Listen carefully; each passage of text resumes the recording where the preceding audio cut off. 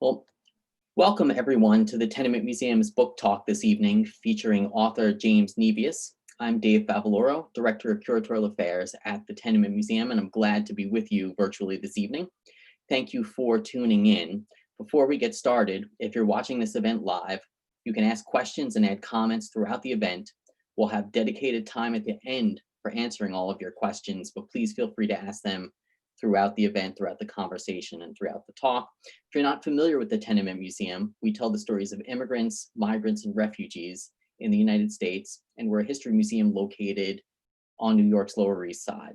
We often tell stories that lie at the intersection of the histories of immigration, public health, and architecture, where the landscape of the city often evinces remnants of past epidemics. For that reason, I'm excited to be joined tonight by James. Our conversation this evening will explore, a host of related topics, but essentially we hope to delve into how the history of contagious disease has shaped and reshaped New York's built environment and architectural landscape over the past almost 4 centuries. From yellow fever and cholera to polio and the Spanish flu, we will revisit past outbreaks and explore how the COVID-19 pandemic may begin to reshape New York once again. James is an expert on the history and architecture of New York City. He is the author of multiple books about New York City's history, including Inside the Apple, A Streetwise History of New York City, and more recently, Footprints in New York, Tracing the Lives of 4 Centuries of New Yorkers.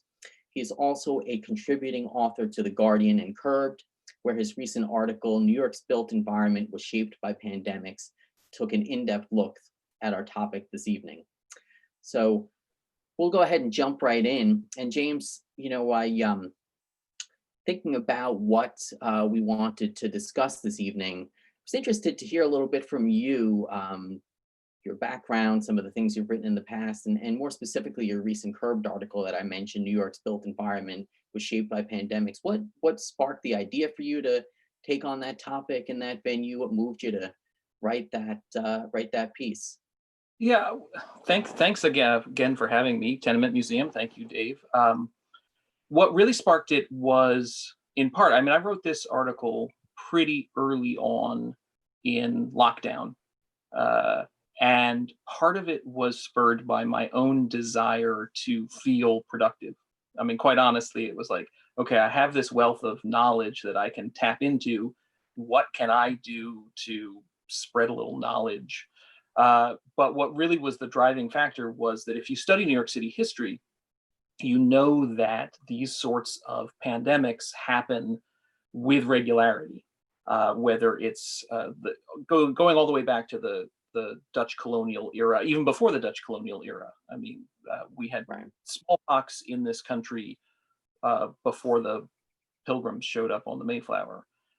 So from early Europeans, not to get off topic too much because we're not talking about the Pilgrims, but they really arrived in 400. It's the 400th anniversary of the Mayflower this year, and they arrived in 1620 to a land that they thought that God had cleared for them to come and till and farm and settle. And it wasn't God who had done it; it was smallpox.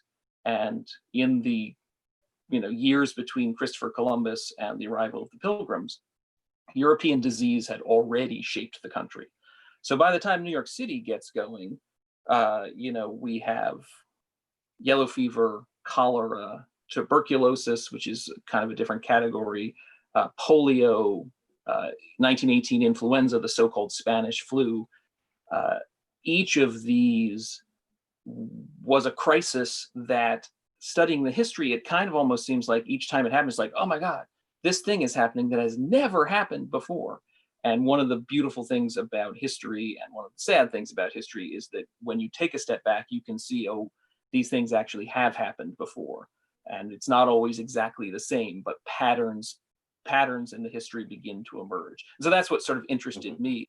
Okay, I know this has happened before. So what mark did it leave on the city?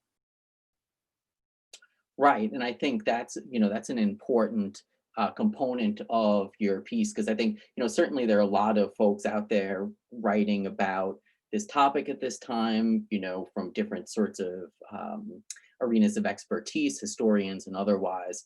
And I think, what I really enjoyed about your piece was the lens it brought with regard to the built environment of the city. What are the kind of vestiges of New York's experience with past epidemic or endemic disease, was there. We often talk at the Tenement Museum on our tours and really engage in this idea of quote unquote kind of reading the built environment, buildings, the architectural landscape. And so, yeah, how do you sort of see that in thinking about this particular topic? There's there's the micro level of buildings themselves, and I think we should move on to that at some point because we want to talk about how tenements were shaped in the 19th Sure. century. But even before we get to that, there's the more macro urban planning level. And one of the things that interests me in the early years is water and lack of accessibility of water, lack of accessibility of water. And that, again, I'm always interested in starting with the colonial period, which is in part totally ego on my part. My 8th great grandfather was one of the settlers of New Amsterdam. Oh, And fascinating. slide that I gave you is a picture that I wanted to show. It's the old city hall in New Amsterdam. It's a Well, let me postcard bring up. Do you want me to bring up one of that? with water pictures, and we'll start with that. Yeah, let me bring up that image here that you shared that you just mentioned here. This is a little bit of an artist's rent. All 19th century illustrations of Amsterdam are somewhat fanciful, but this isn't terrible. And I don't know if you can see there in the front, there's a man who has a wooden leg. So that is Peter Stuyvesant, who was the last of the Dutch governors. I would like to imagine that the guy talking to him, holding his pipe in his hand, is my great, great, great, great, great, great, great, great grandfather, because City Hall was actually my ancestor's house. And it was, before it was City Hall, it was a tavern. It was a city-run tavern. And the tavern was built because 25% of the buildings in New Amsterdam had beer taps in them. And the reason for that is that the water was completely unsafe to drink. Now, they didn't know, there was no germ theory, there was no sense, but we have to give people, who did not live in the modern era credit for what they did know. And what they did know was that if you drank the water, it was bad for you. I mean, things would get pretty bad.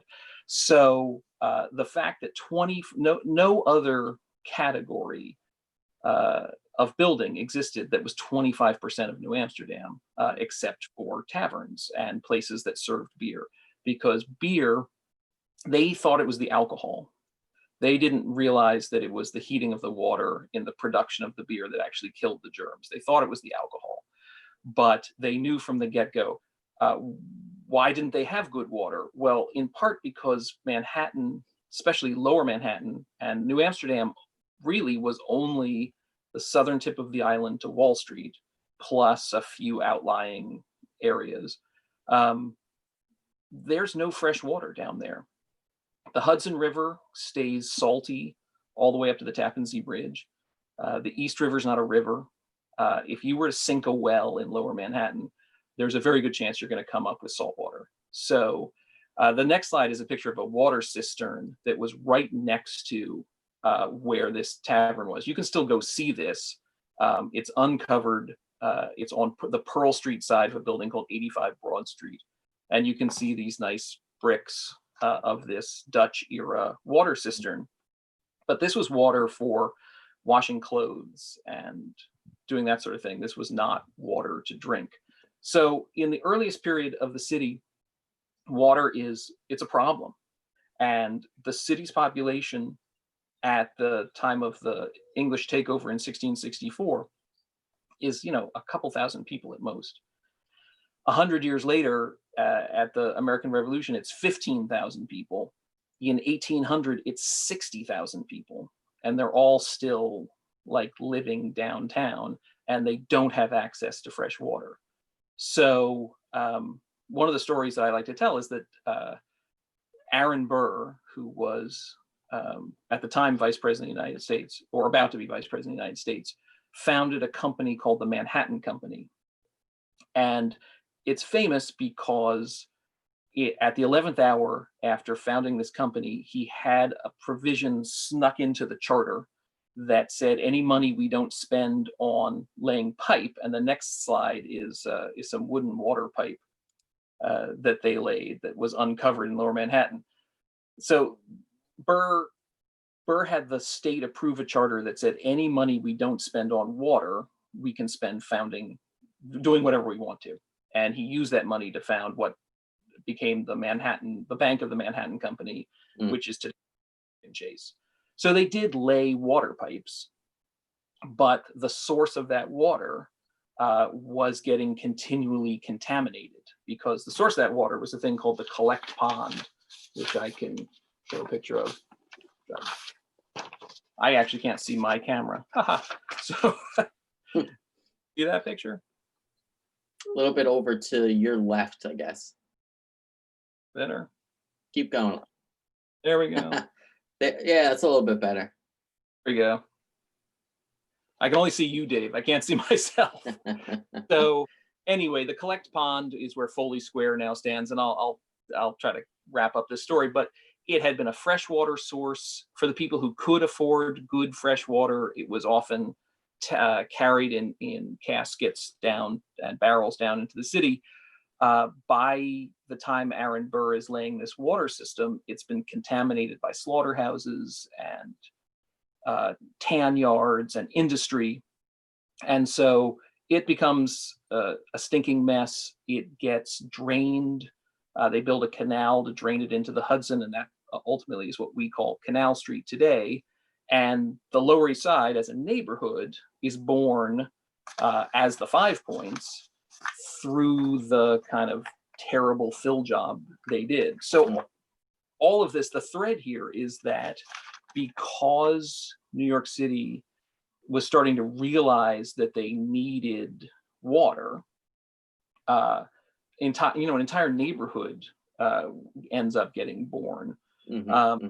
But the thing I think is interesting is that they were much more concerned with water for, say, fighting fires and things like that, because they didn't necessarily need it to drink. So they knew that water, you drank bad water, you got sick. So they understood that bad water was unhealthy, but no one was saying, what we really need to do is find a fresh water source and drink clean water, because beer was fine. So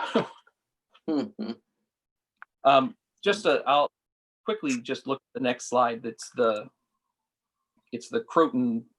That is the celebration in 1842 of the opening of the water system that we still use to this day. Right. Water, bringing it down. But notice that in pride of place at the front of that slide, there is a horse-drawn fire wagon. That is the reason why we had running water, and the fact that it became something that gave us plumbing and indoor bathrooms and running water out of a tap was in some ways secondary. But that being said, this then opened up. Greenwich Village was already a neighborhood, but now you could start building your townhouses and your brownstones with not a house in the backyard, but a toilet, a commode inside, and you could start having water brought into the house. And so you start to, I think, see a class divide growing in the city during this time, where certain neighborhoods are being settled by people who have running water, who can afford running water, who expect running water, and other neighborhoods like Little Italy, what is today Chinatown, 5 Points, Lower East Side, where it's still outhouses in the rear yard. It's not, most buildings don't have running water, or if they do, they're only cold. And so the access to water, which we take pretty much for granted, becomes a little bit of a divide in the city. And then the last slide the next slide in this little series is from 1883. So now we're all the way up to the modern era. You can see this is the heart of the Lower East Side: Christie, Forsyth, Eldridge. Every dot you see there that's round is a saloon that serves beer. and every one that is a rectangle is a saloon that serves liquor. So as recently as 1883, when this map was being drawn, you still don't have good drinkable water on the Lower East Side. And so this is, saloons and taverns served all sorts of social and other purposes, but one thing they did is that they served you a drink that wasn't going to kill you.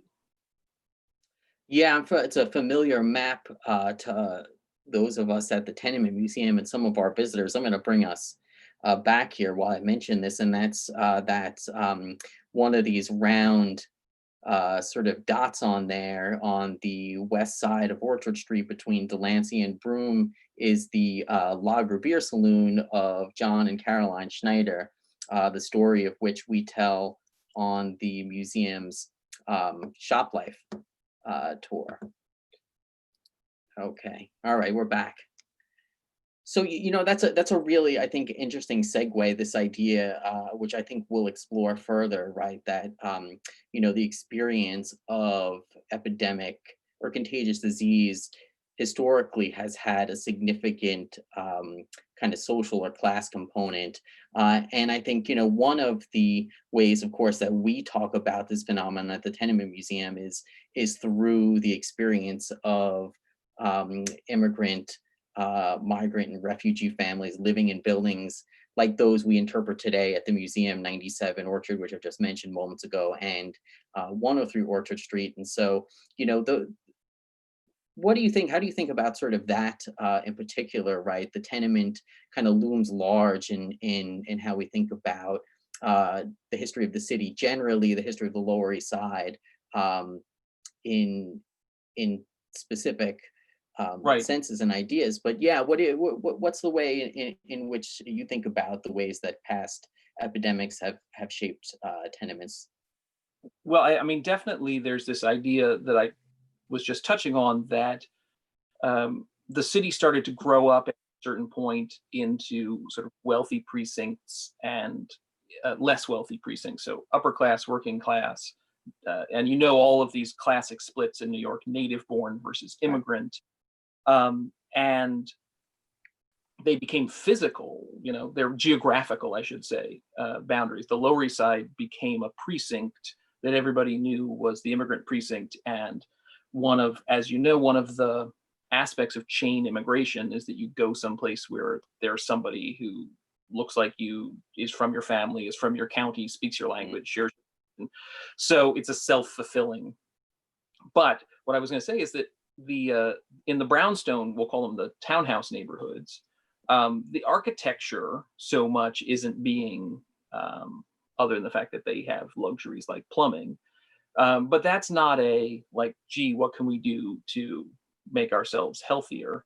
That does come for the upper class later in things like Central Park, which we can talk about. Meanwhile, in the more immigrant districts, those same upper class people are coming in and putting their blue ribbon panels and scratching their heads and going, why are the poor so poor? And one thing we always have to keep in mind is that when a social reformer from Midtown is slumming it in the Five Points and wondering why they're poor, they also mean morally degenerate, which also means in a lot of cases like Roman Catholic, or speaks a different language, or doesn't share, isn't an upstanding white Protestant. And so the idea was, how can we come in wholesale and make changes that will affect the lives of everyone in this district? We know things are bad here, and it must be that they are, that there's some problem that we solution-minded, educated, upper-class people can find. And even Jacob Riis, who we can talk about more, who wrote How the Other Lives, that, before it was a book, it was a Scribner's magazine series, and before that, or at the same time as that, it was a slideshow. Right. What was amazing about him is that he went in with what today we would call flash photography, with camera people, and they would go in and they would take pictures. And for the first time, it was people seeing how life in the immigrant districts really existed.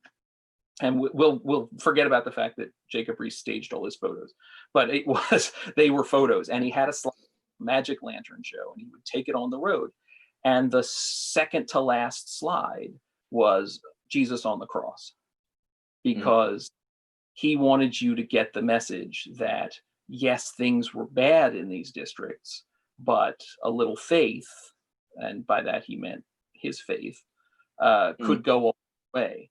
So even somebody that we hold up as a model of shining a light, literally shining a light on the health aspects of the neighborhood, was always sort of tied up with this sort of moralizing that went on. But back to the blue ribbon panels, I have a slide that shows the Tenement Museum front and back. I think that's the next slide. Let me bring that up for you here as well. And just advance us. There you go. There we go. Oh yeah, the one before that is just we can actually go back a slide, because that's absolutely contrast. The illustration that shows those people on the street is from, I'm trying to remember what it's from, but it's one of those typical early Valentine's Manual, I think. Yeah, it's from Valentine's Manual. It's from about 1824, and it is a typical depiction of the neighborhood, then called Five Points, and this is the actual 5-point intersection. And you can see that on the left side of the screen, as I'm facing it, there's a man pushing a woman into the street while a police officer comes to berate him. There's a beggar in the front.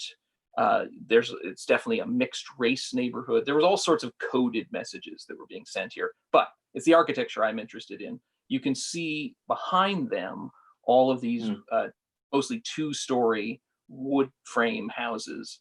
And these were the houses that had been built when Five Points was first built, and everybody knew they were substandard as single family homes. They were mostly built as house above, shop on the ground floor. And they really started to fall into decay. Well, over on the right-hand side of the slide is a photograph of that. You see the tenement, you can see it side by side there, and next to it, all the same wood frame houses. This is about 50 years later. Right. And so this is 1870s, and those houses that had been deemed sort of unlivable by reformers and by the people who lived in the neighborhood in the early 1800s are still there 50 years later. So when we talk about people coming in to solve problems, there were real problems to be solved. And clearly the owners of these buildings and the city as a whole was not doing a lot. So that slide that I have of the Tenement Museum shows a couple of the innovations. On the one that shows the front of the building, you can see, of course, the fire escape. And those became law in 1867, the first major tenement house law required that you have a secondary mode of egress for a multiple family dwelling. That's a big deal, especially in the light of the Civil War draft riots, which had happened just a few years earlier, which is still considered the most violent civil disturbance in American history. Lots of arson happening. And so, this is a great idea. We can't dismiss all the ideas that come from outside the neighborhood as bad, because some of them, of course, were much needed. On the other side of the slide is the outdoor privy, which, if I'm correct, Glockner put in even before it was mandated. That's right. Yeah, that's right. So and connected it to the city sewer, which was incredibly forward thinking. Yes. That though something that got mandated in 1867. So in terms of the health of the residents, these are two big innovations. The fact that if your building caught on fire, you might actually have a chance of getting out, and the fact that you could have shared with everyone else in the building and the saloon, but you could have a toilet, and you see there's a water pump there connected to the city system is very, very important for, a big step forward, I guess is the way to put it. Right.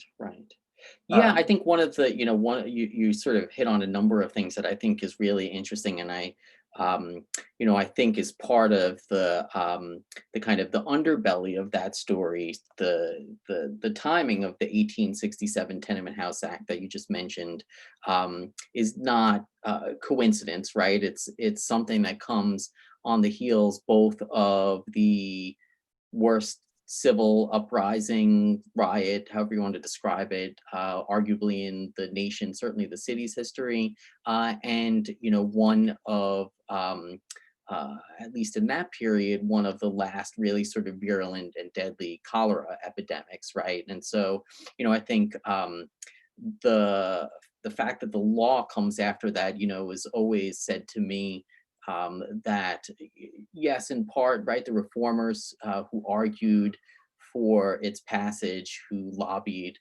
legislators and officials to have it passed, were trying to improve living conditions for folks like those who called 97 Orchard home, but they were also trying to prevent those things from happening because of the public health and because they didn't want a riot destroying their property, their livelihood. So, right, there's Right. this other class Oh, component to which you were speaking earlier as well. yeah. And so yes, it's an investment in the health of everyone. Improving the health and the living conditions on the Lower East Side is definitely an investment in the health of the city. But also, as you point out, if people are happier, they're less likely to torture home. So so there aspect. Right, Um, right. so that was the 1867 law, and as you point out, cholera. I mean, cholera had besieged the city. So first it was yellow fever. The first yellow fever was probably in the 1660s. We don't know. Then cholera, again, yellow fever is a mosquito-borne illness, and they didn't understand that. Cholera is a Right. waterborne, and they did not really understand that either. And so the problem is they were often throwing the same solutions at all of the problems because no one quite knew what was going on. And it's really only, I forget what year John Snow figures out in London that if you test water at one point in the Thames and another point in the Thames, sewer in between them, that the people at one end are getting much sicker Right. and so people begin to understand. But you have to remember that during this whole period, there was this what they called the miasma theory of disease, and that it was through foul odors and vapor and walking through a pestilent cloud would get you sick. And the most famous example of this is, we still call the disease malaria, which is also a mosquito-borne illness. That just means bad air. And so the mosquito swamps that were sulfurous, and that must have been the sulfur. So these public, I'm not saying that these weren't good public health initiatives, but sometimes they were public health initiatives that helped people almost accidentally, Mm. because the public health reformers didn't actually know how the diseases were being spread. So I think the next slide is tenement house design. Just to touch on this, oh, there's my little curtain, my little accidental curtain. It's a reveal. So I don't remember when they started putting interior windows in. I can't remember if that was 67 or 79, but this is a picture of a fairly dilapidated tenement, though I love the wallpaper. Hmm. As you know, ubiquitous in tenements like this. I'll just do a shout out for when you guys reopen for the tour that you do that's sort of behind the scenes and show the layers of wallpaper in the apartment. I Yes, it's mean, called Exploring 97 Orchard. yeah, that is a great tour. So if Nice. folks out there watching can take that tour, you get to see like 100 not 100, I'm exaggerating, but layers and layers of wall. Because the most efficient and cheapest way to spruce up one of these apartments. So, Sure. but no window between these two rooms, and that there's a transom over the door. This was again this idea of bad air, and that we had to get good air flowing through. So you didn't want malaria, you wanted good air, and so if the rooms were opened up, But it's not until the invention of the dumbbell tenement in that goes into effect in the 1880s that there's more access to actual outside air. And so Right. that's what the slide is showing the sort of evolution of tenement house design um, from all the way over on the left-hand side is, a house, and then the house converted to a tenement, and then the addition of a rear yard, and then it goes on, and all the way over on the right-hand side shows a typical, what this is calling double-decker, but we typically call dumbbell tenement, designed by a guy named James Ware, or based on a design by him. And it is cut out to look like a dumbbell. And the next slide shows you a top-down view to show you the air shafts. So when you look at the front of these buildings, they're connected, a unified facade on the street. But from the top, from the rooftop, you can see down into the air shafts. So now every window in every habitable room had access to outside air. And this was going to be the big public health initiative that, by creating all of this good air in these apartments, whether it was TB or cholera, which was at this point fading because of the better access to water, or you name it, that clean air was going to solve all the problems. Yeah, one of the things I think that's really interesting in connect some of the things you're talking about now that really I think if you haven't said explicitly, I think cover a pretty wide scope of time in the history of the city. So you were saying really from the 18th or earlier into the 19th and into the 20th century. And it's really interesting, I think, some of what you're saying here, although maybe not explicitly, is even with the advance of understanding of disease causation and disease transmission, whether it's John Snow and testing the water of the Thames, or ultimately the discovery of germs and bacteria and germ theory later in the 19th century, right? These ideas, it's not as if one supplants another immediately, and there's sort of shading an overlap throughout this period, which I think really one of the things I think it's important. It's expressed in some of the architectural features of tenement housing to which you've been speaking, is this idea that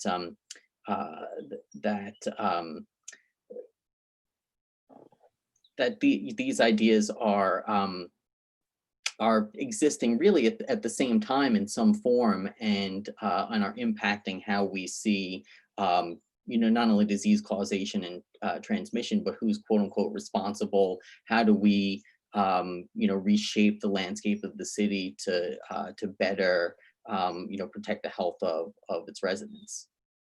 Right.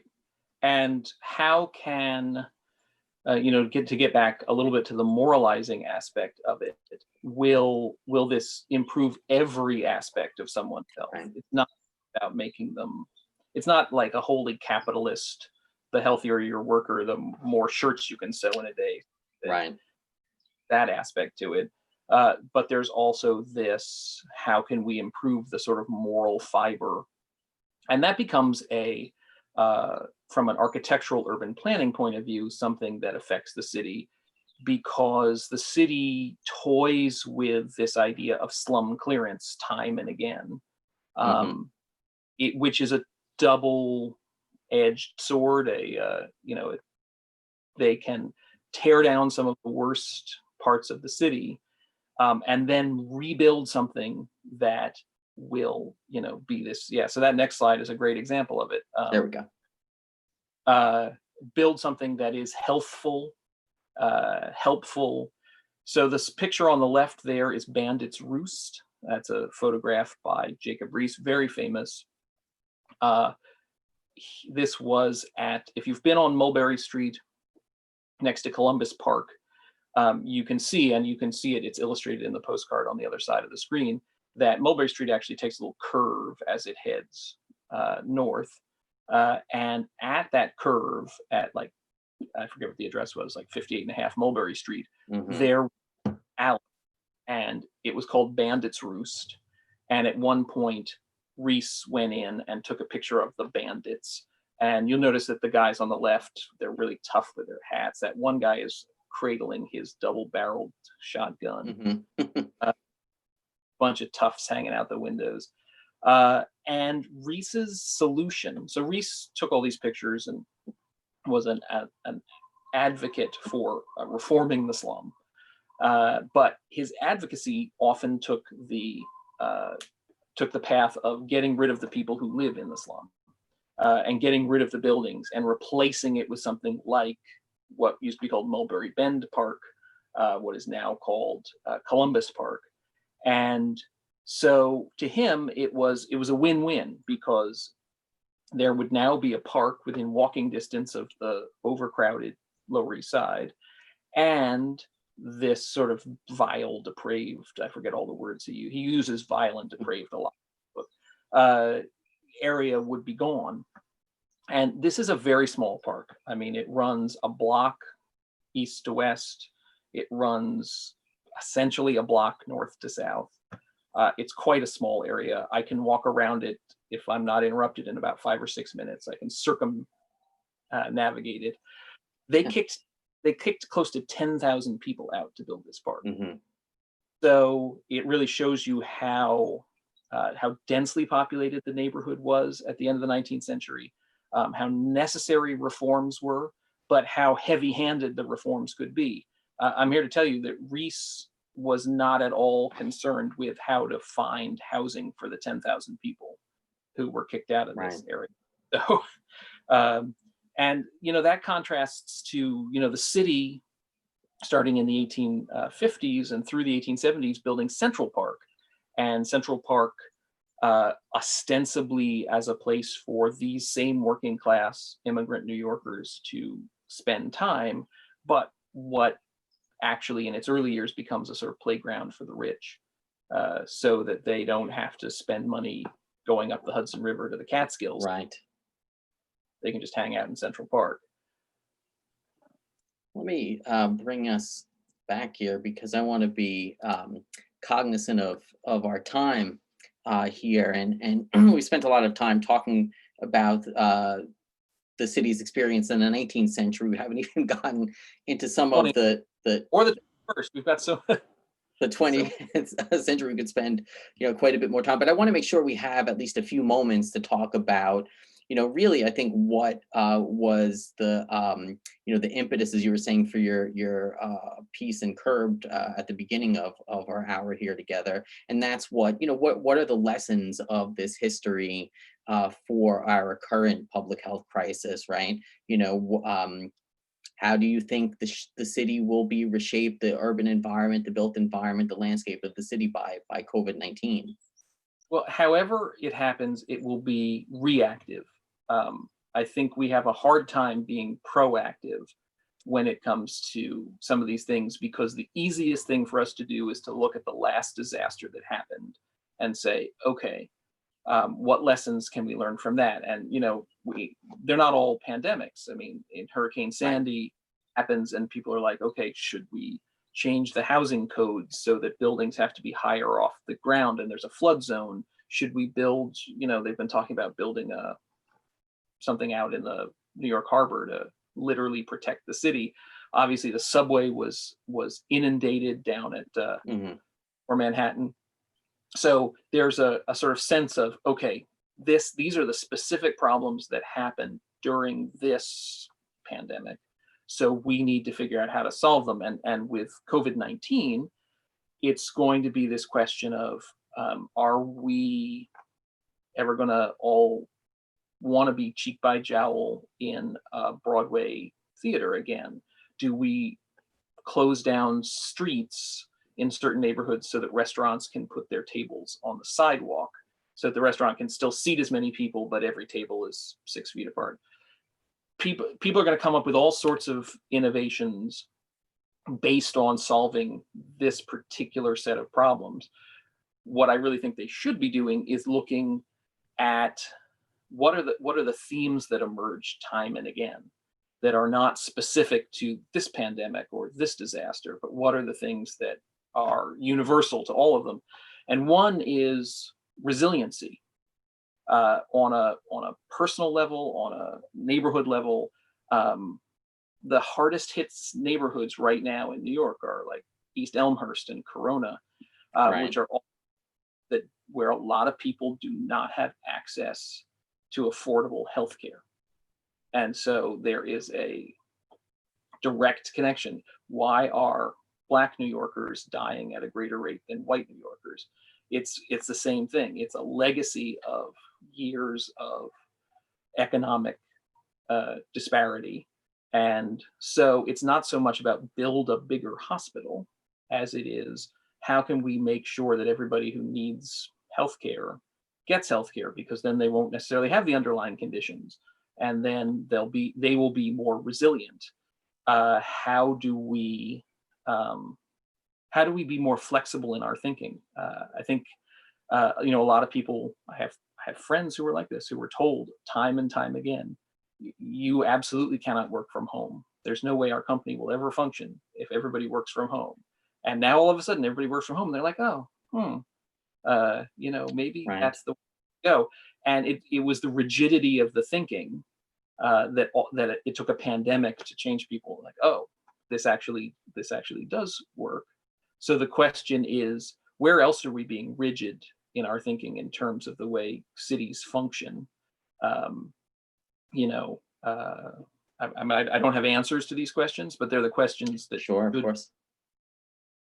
Uh, Yeah, I think one of the questions that I see being raised that I'd love to hear your take on, and there has been, I think, over the past few months, since the beginning of the COVID-19 pandemic in New York City, a sort of steady series of articles in papers of record and other publications about a kind of exodus from the city, whether that's temporary or long term, or are the kinds of things being raised. In fact, I had read one today, I think in the Washington Post. I'm not sure if it was published in the last couple days or so, but it spoke about individuals not even buying homes outside of the city, in the Berkshires or the Hudson Valley or something of that nature, sight unseen, basically looking online, right, and mm, purchasing a home just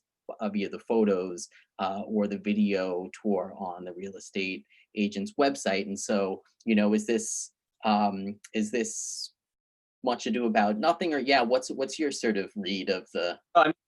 People have been fleeing the city. As long as there have been diseases, there have been people who could flee the city. And I think, I haven't looked for the evidence of it going back to 1666 or whatever year that first Right. yellow fever was. But if I had to guess, there were probably people who were like, I have a farm in Brooklyn. I'm going there because I can.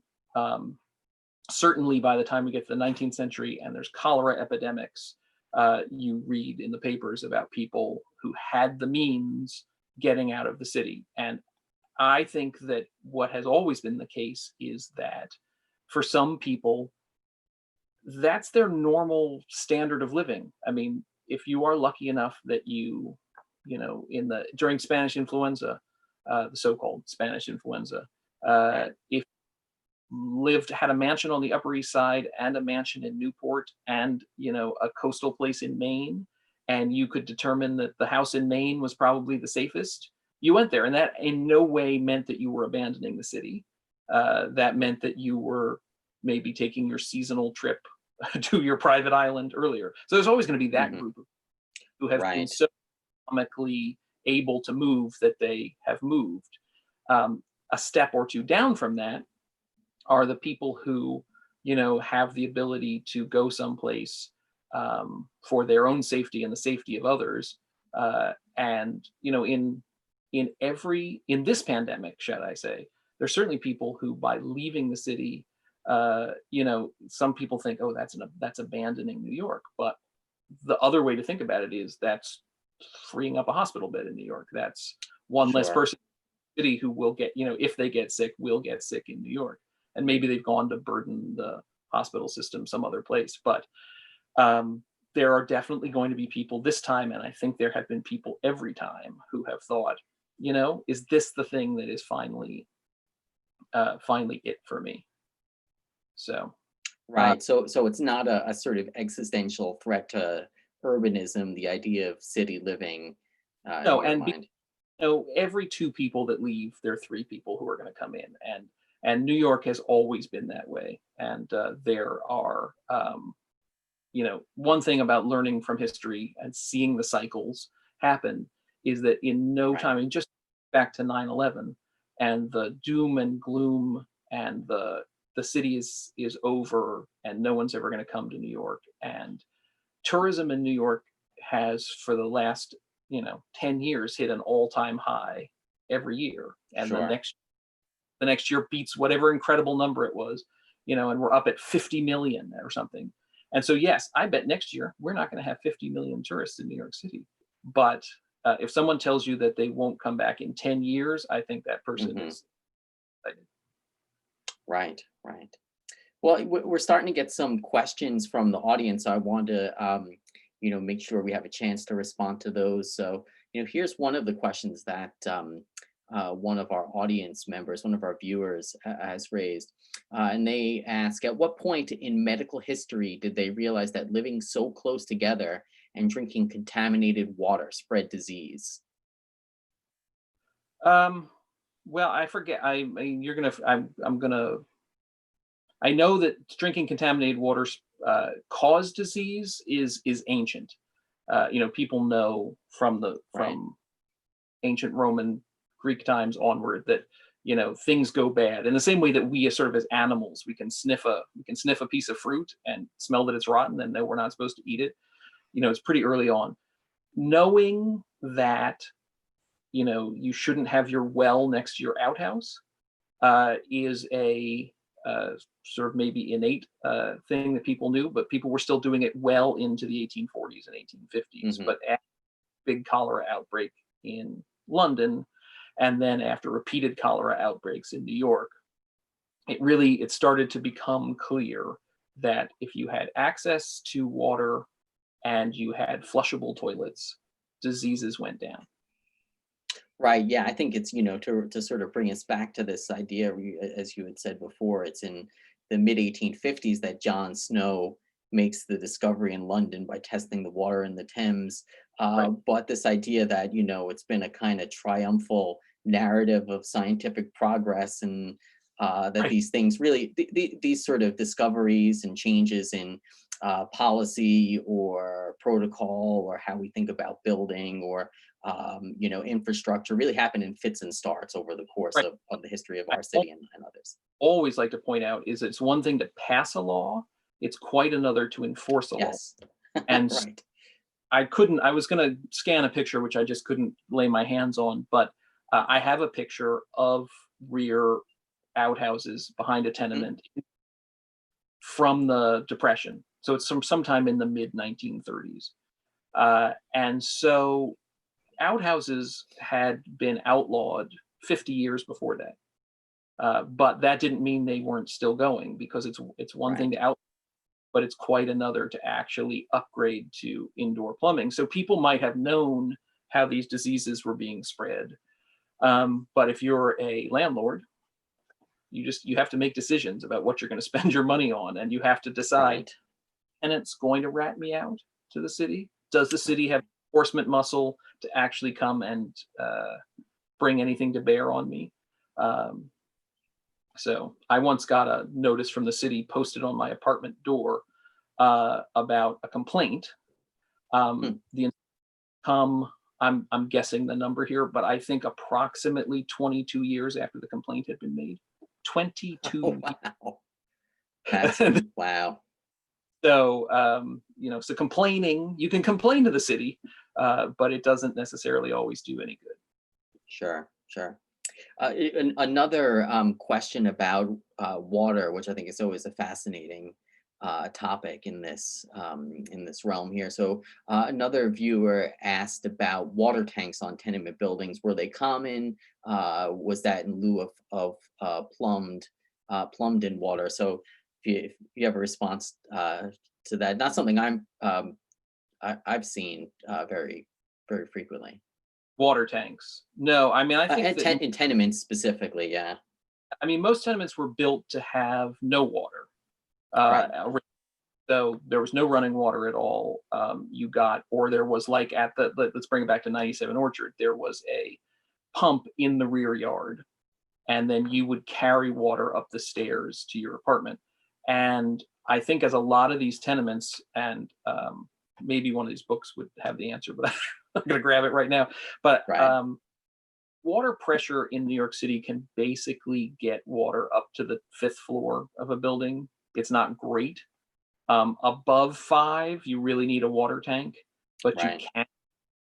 And so I would have to say, I bet some tenements had them, and most did not, because uh, the law said you had to have running water. It didn't say it had to be good running water. Right, right. Yeah, it's the height, the issue, and the way that those function, which is why I don't think, I've seen very many on tennis. We actually have another question, which was one that I was thinking about. Excuse me, as we were sort of coming to the end here, and so I'll pose it both in the way I think that the viewer is asking it, but also in the way I was thinking about it as well. And so, the Tenement Museum has a tour that explores this particular topic, the history of contagious disease and the history of the Lower East Side through the lives of some of the residents who lived in both 97 and 103 Orchard. And that's a tour called Life and Death at the Tenement. We more recently unveiled, as you, I think, know, a sort of web or virtual exhibit that explores the same topic, that's called Beyond Statistics: Living in a Pandemic. And one of the stories that we tell there is of the death of Romanian Jewish immigrant Jacob Baranescu during the sort of peak or the height of the second wave of the 1918 influenza endemic, the quote Spanish flu. And so, I always think about the collective memory of that particular pandemic. Why don't we, in some ways, remember it in the same way that we remember some of these past experiences with epidemic contagious disease? And similarly, the viewer sort of poses this question of, which of the experiences of contagious disease throughout New York's history looms largest in the collective memory. And also the viewers raising this sort of question about what place does COVID-19, in your Right. mind, is going to have in that collective memory. COVID-19 will be very high on the list. None of them loom large, because our collective desire is to forget them. Mm, And I've read a little bit about this, and it's a topic I want to pursue more. That one of the reasons that the Roaring '20s were so roaring was that between the 1-2 punch of losing so many people in World War I, followed immediately by this 3 waves. I mean, the influenza epidemic was right. 1919. And, everybody was just tired, and everybody was in mourning, and in sort of an entire generation had been, if not wiped out, decimated, certainly. And I think that the jazz age is a reaction to that. And Mm, whether we're in a new jazz age and a new Roaring '20s hmm, is going to have a lot to do with how contagious COVID-19 remains. It's going to depend on a vaccine. It's going to depend on, is this a disease that we're going to have a really hard time getting rid of? Or, the good news is the other SARS, MERS diseases have in fact had relatively short lives.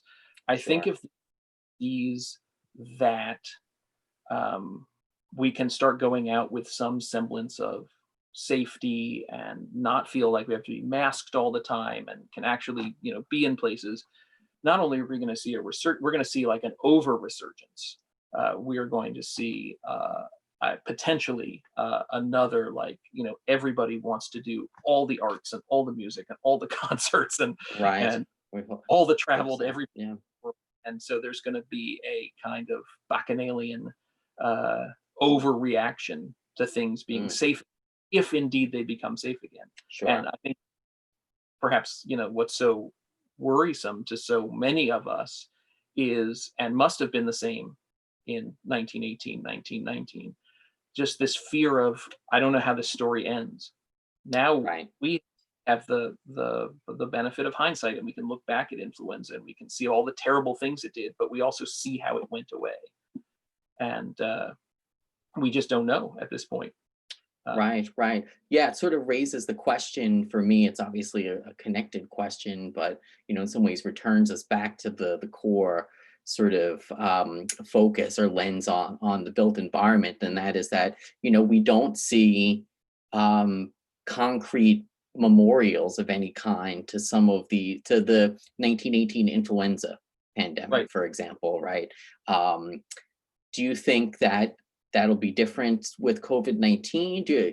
With the folks who have been lost? I mean, we do now have AIDS memorials, and Right. so there's a shift in thinking. We don't have cholera memorials. We really don't have polio memorials, but we have marked the people that we lost to AIDS, and I wonder if Hmm. there will be a sort of collective sense grief that can be channeled into art, into memorializing. It's a good question, but again, it's one of those things where we don't even know what Tuesday next week looks like, and so Absolutely. it's Right. it's in many ways premature to start thinking about how we're going to handle things when we don't even know what's going to happen. Right. Well, that seems like a good place for us to Yeah, wrap things up. We're finished our questions from the viewers. So I want to thank you, James, for joining us tonight and sharing your insights and your thoughts and your expertise on the history of architecture in New York City and the way in which epidemics, contagious disease, past has really shaped the city that we live in today. For this talk, the museum is partnering with The Strand, a New York City bookseller. Please follow the link in the chat on your screen to order James' available books through them. They'll be shipping immediately. Stay tuned for future Tenement Museum virtual events by signing up for our newsletter on tenement.org. We encourage you to visit our website and have a look at the virtual exhibit, Beyond Statistics, Living in a Pandemic, that I mentioned as well. And we'll hope you'll join us again. So take care, have a good night, and see you next time. Thank you. cool.